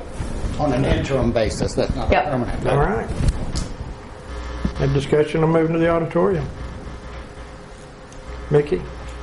To finish discussion, I'd like to point out to people we cannot rush something so that we regret it. We are working on it as well as this is something that's been going on. We're trying to do it, but the grant, that's the thing. We can't. We can say we're going to try to get done this year, and we will have something at least by January. But to put a date on it, or a week, or a month, it's going to be regrettable. Let's just put that. I've seen the city try to hurry through something so many times in the past. It's been regretted every time. We're working on it. Just bear with us and help us work on it is what I want to say. Mr. Mitchell. Yeah, I'm not We're talking about the auditorium. Yes. Okay. About the auditorium. Yes, sir. Yeah, that's where I'm heading. Okay. I understand the emotion. It's all attached to this auditorium issue. But my concern about the auditorium is I just can't find that it is any more accessible than the room here. You can get the wheelchair outside, you can crank up the steps, you can come in here. Back when all this started with ADA compliance, there was an awful lot of people that had disabilities that arrived here and managed to get up. You look over at the auditorium, the steps are real steep. The same thing is required over there. It's not a cakewalk for somebody that's disabled any more to me than it is this place here. I have a problem being rushed into something that I don't see as any more adequate than currently what we have. I agree we need to find a meeting space that will really resolve the whole problem, but I'm not going to buy off on the auditorium temporarily. Sorry. Mr. McClure? And I have to concur, but for a different reason, and that is the day that we had the workshop over there, that configuration was really not very good either. It just, and the way the audience would have to be perceived or positioned is just, that seemed awful impractical as well. And not any worse than what we've got here, really. I don't think we're gaining anything with that arrangement. It was horrible. Ms. Anderson?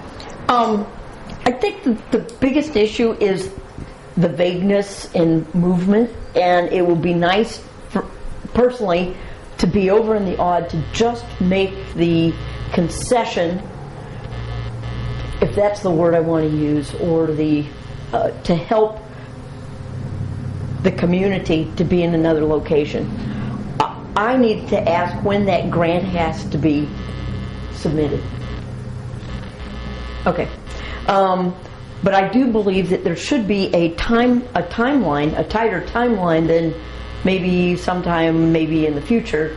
But if we committed to move over to the auditorium, there would be some happier people in town. There'd probably be unhappier people at the table, but that's where I'm coming from. And also getting a timeline, a really tight timeline. Mr. City Attorney? I would ask that if you are going to consider to make a move temporarily, yes, that you need to outline what advantages you think the auditorium has over where you're currently at.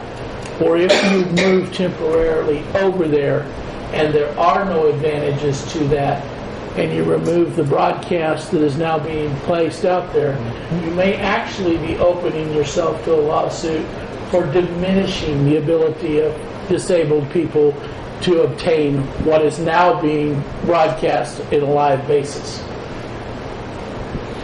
It's not? That makes a whole lot of sense. When we did our workshop and to test it out as council, where the mayor would have to be sitting in the middle of that swoop of tables, he could not be seen except for, it would not be able to be seen except for the people on either side. We tried. The only way we could do it was doing that, and if this person sitting here was leaning forward or whatever, you couldn't see the mayor. We have to be able to see the mayor. That was one of the biggest hardest parts. And we could back the tables up a smidgen, I think, and curve them more, but in doing that, we cut out the whole audience. They're seeing a whole lot more here or on that TV out there then they would be able to see in the lobby over there. And we tried some more this last weekend, and it wasn't working. The biggest plus that the auditorium has, it's got an elevator. Do you have your hand up? That's it. Well, the auditorium doesn't have an elevator, but Yeah. There's a lift. Well, it's a stage lift, whatever you want to call it. It's an elevator. if there was to be a temporary location, the fire station up next to McDonald's would be the appropriate one, just simply because it has the space. McDonald's has parking, the bank has parking. It's a little bit more of a walk to the location, but the room is ample. Definitely, there's plenty of room in there for 40 plus people. It's a great area. Mr. Mayor, I'd like to hear from Ms. Stryker about from the upstairs. committee, the ADA committee that was formed. Bob is on the committee. Okay. Right, but she's the chair of the committee, isn't she? Yep. Okay. Could we hear from her? Sure. Thank you. Is this regarding the auditorium? Yes, Okay. it's regarding the auditorium. All right. I mean, because the motion is to move into the Yes. auditorium. All right. Ms. Stryker. Kim Stryker, thank you for this privilege. Specifically, what the auditorium provides to this community that this current setting does not. It has a wheelchair lift, not a body transport stair crawler. It has a wheelchair lift. If the wheelchair exceeds 400 pounds with the person in it, we then take that too heavy wheelchair and we take it to the stage door. The person can gain access regardless of the mobility device that they're in. That's the first advantage. The second advantage is that it has a hearing assist device system already installed. That's the second advantage. The third advantage, it has an ADA bathroom. The fourth advantage, it has ample seating for the people who would like to participate, able-bodied, disabled, hearing able, not hearing able. Anyone can attend because there's ample seating. In addition, there's wheelchair access seating, so people can actually be seated in their wheelchairs and attend the function. So those are the four main ones. Obviously, we know that there's ample parking. It's readily available. To move all city meetings would essentially be Monday, Tuesday, and Wednesday of every week, 52 weeks a year. Typically, there are late afternoon meetings. There are always evening meetings, Monday, Tuesday, and Wednesday. So that's the footprint that we're talking about to be able to accommodate all city meetings. I believe that's... Okay. No, that's fine. A couple questions. Okay. One, are you talking about the meetings not being held in the lobby but from the stage?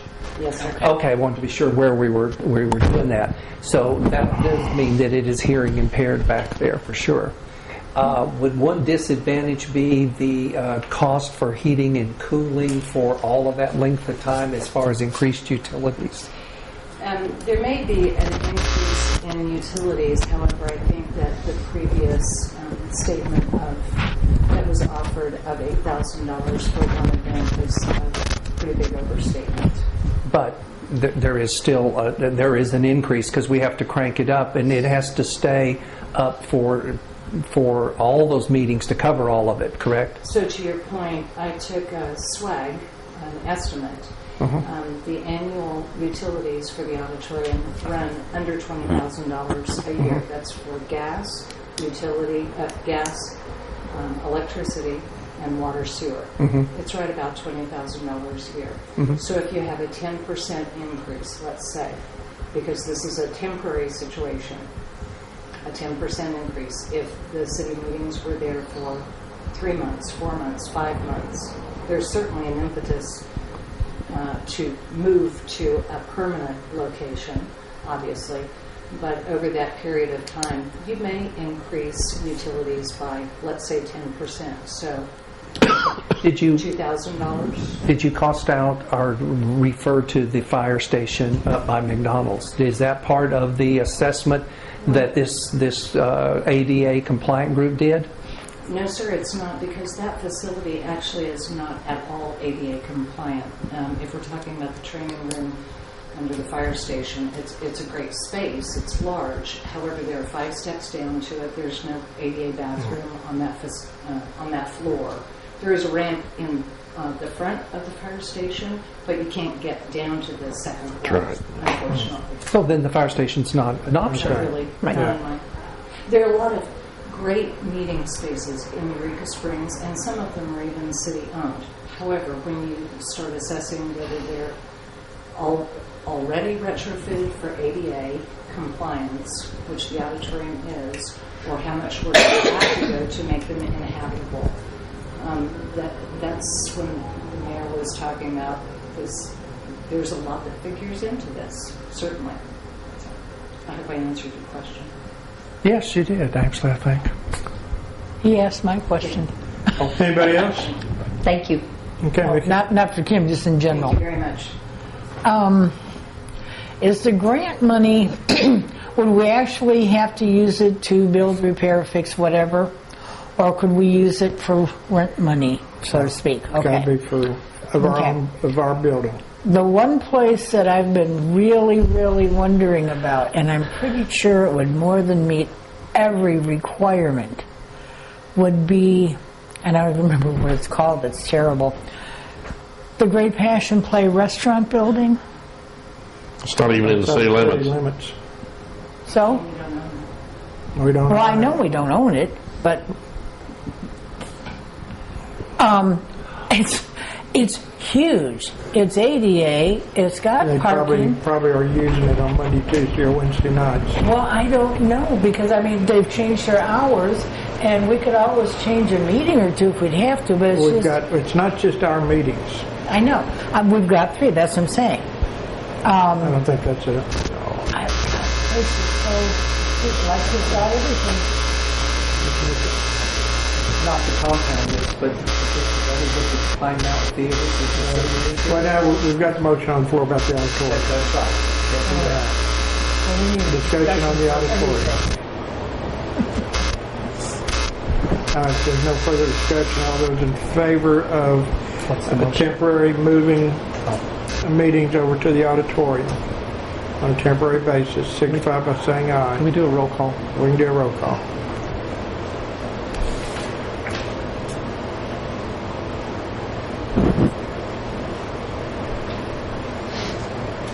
Ms. Adamson? Yes. Mr. Thomas? Yes. Ms. Schneider? Not at this point. No. Mr. McClellan? I'm going to step out of the box here and I'm going to say yes. Mr. Mitchell?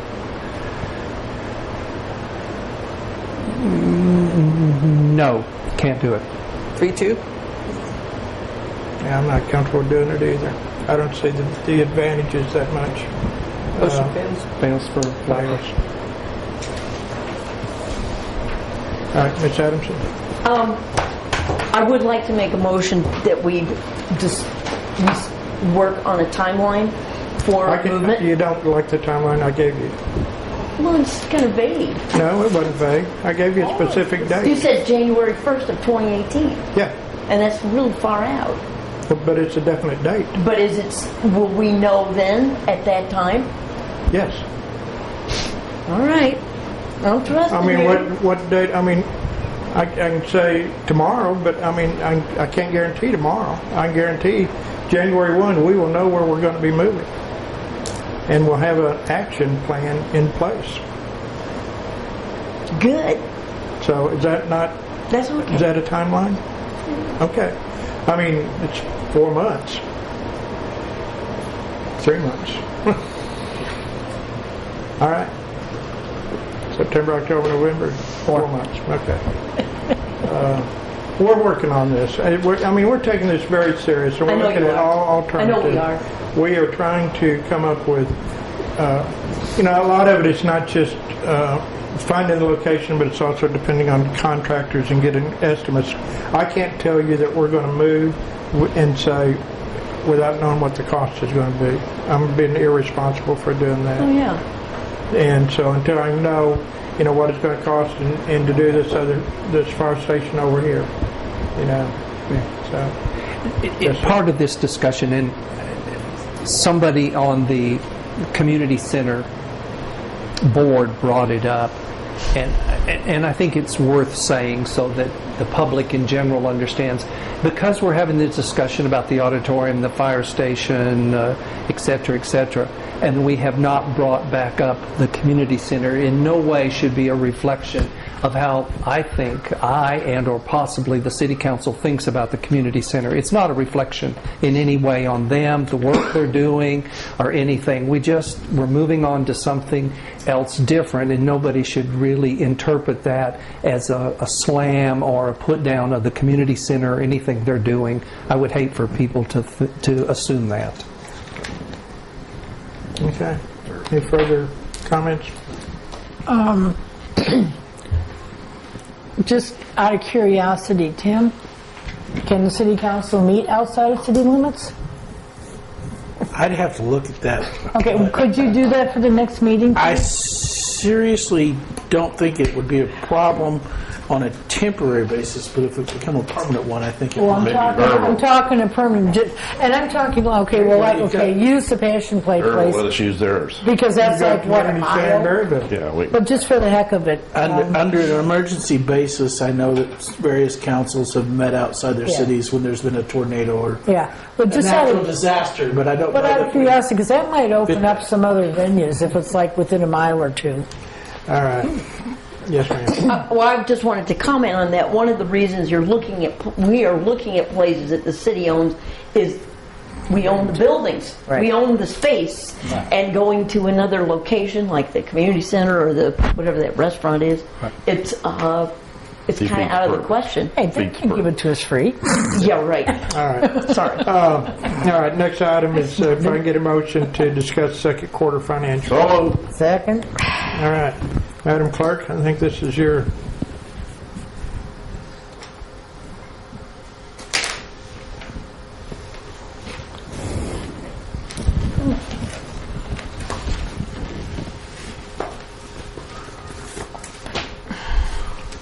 For the second quarter, we have the check register, the receipts for the first half of the year, payroll for the first half of the year. The debt service is now listed on the June, the bottom of the facing page that says long-term liabilities. And the bank balances were the last page of that report. So those are the 5 elements. And they will be in the clerk treasurer's office for those who are interested. Thank you, Ann. You're welcome. Yes, ma'am. I know that's a bunch of stuff, a bunch of paper and a bunch of information. Is that online too? Part of it is. Part of it is, okay. But the bulk of it is with you, and anyone can come in and look at it. And they often do. I bet they do. Okay. There's some, you can glean a lot by sitting with it. Does it have to be looked at in your office? I would prefer it, but an exception could be made. Okay. Within reason. Yep. Within a 200 radius. Agenda setting. Anybody got anything for the next meeting? Yes, ma'am. I would like to continue discussions of possible meeting places. Okay. And with the attorney's finding. You betcha. All right. I'll go on with that one. Anybody else? Second. She has to get a second for that, doesn't she? Second. Okay. If she didn't, I was going to have it on there anyway. So. Anybody else? All right, comments. Mr. Mitchell. No, I think silence might be best. Mr. McClung? Earl and Ernie will be crooning Saturday evening at the park at 5 o'clock, so Be there or be square. Good time to be had by all. Yep, absolutely. Yes, sir. No comment. Nikki? Yeah, we successfully survived yet another Eurekan. Notice all the really good sunburn here. I don't have all the numbers that I wanted to have because we just finished yesterday. So at the next meeting, I will have some really nice numbers. But I do want to say, we actually had a guy come from the Netherlands to compete in the Eureka and finish. That was the one that included the 100-mile bicycle race. We did really good. It was awesome. So we'll have numbers at the next meeting. I wanted to say that I'm happy that Eureka is peaceful, and the garbage that was happening in Charlottesville makes me sick. And I'm hoping that Eureka will stand with this wonderful diversity here, which leads me to the next thing. Was the diversity weekend apparently was a huge success, and we're still waiting on the numbers to put all the numbers together. But I had a lot of fun. I think a lot of other people had a lot of fun.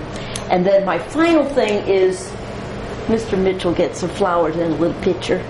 Oh, good. I have that cut. He gets awarded the flowers. Are they dead? That's because They're dead. They're all got thorns on them. Is that and they're not making Is that because I was sneeze. silent? That's why you're giving it to me. I know what you're up to.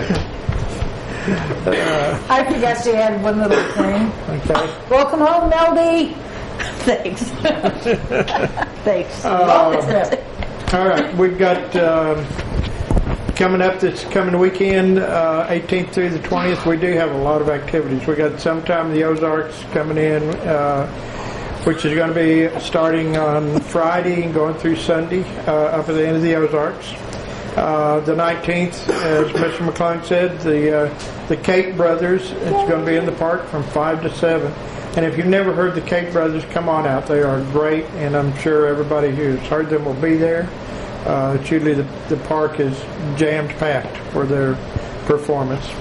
25th through the 27th, we're going to have our traditional Volkswagen show, both the foul air and the traditional Volkswagens. They're going to be the foul air. We're separating the two, so we're discriminating. We're keeping the foul air at the Pine Mountain Village, and the clean air traditional Volkswagen will be at the end of the Ozarks.